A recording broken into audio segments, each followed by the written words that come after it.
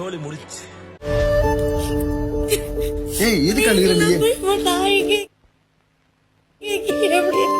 சரி விடு விடு விடு. சண்டை போட்டாலே அடங்கப்பா, இது உலக நடிப்புடா சாமி. நீ நல்லா போல்டா விளையாடு. ஏன் நீ ஃபீல் பண்ற? Bye bye tata good bye. உங்களுக்கு என்கிட்ட தான் சொல்றதுக்கு இருக்கா சார்? உங்களுக்கு விஜய் சேதுபதி சாரோட பாடி லாங்குவேஜ் வருது. நீங்க அதனால அத சொல்லுங்களா? நக்கல்யா அவனுக்கு கிஸ் கேட்டிருந்தேன்னா ஆசை நிறைவேற போகுது.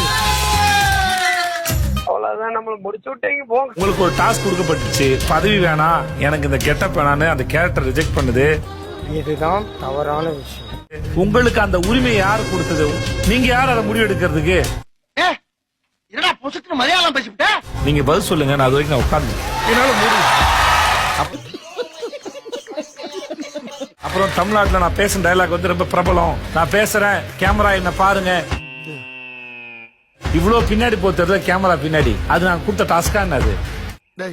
இவன் வேற என்னை ரொம்ப டார்ச்சர் பண்றான்டா. டாஸ்க் பண்ண ஒரு ஒர்க் இல்ல, கேமரா முன்னாடி போய் ரீல் பண்றீங்க. அது என்ன மாதிரியான எண்ணம் அது? நீ கேட்ட ஒவ்வொரு கேள்வி என்ன செருப்பால் அடிச்ச மாதிரி இருக்குடா. மாதிரி இல்ல, உண்மையிலே செருப்பால தான் இருக்கு. சண்டைன்னு வந்துட்டா ஒருத்தர் சாப்பாடை கொட்டுறது, இல்ல வாந்தி எடுக்கிறது, இல்ல வார்த்தையை கொட்டுறது. யாரா இவனுங்க? எங்கிருந்தா வந்துக்கிறாங்க? அது என்னது? அது இன்னொருத்தரோட வளர்ப்பை பத்தி பேசுறது. இதெல்லாம் ஒரு போப்பாடா. உங்ககிட்ட கொஞ்ச நாள் கொடுத்தா நல்லா வளர்த்து வெளியே விடுவீங்களா நீங்க? அப்படின்னா நீ எல்லாம் ஏன்டா உசுரா இருக்கா? உங்க பண்பா வளர்த்திருக்காங்கன்னு சொன்னீங்களே ப்ரோ, இப்படி மாக் பண்றீங்களே அடிப்பட்டவங்கள.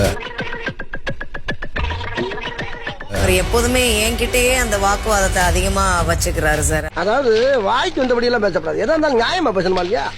அதனால நானும் கொஞ்சம் ட்ரிகர் ஆயிடுறேன். சரி,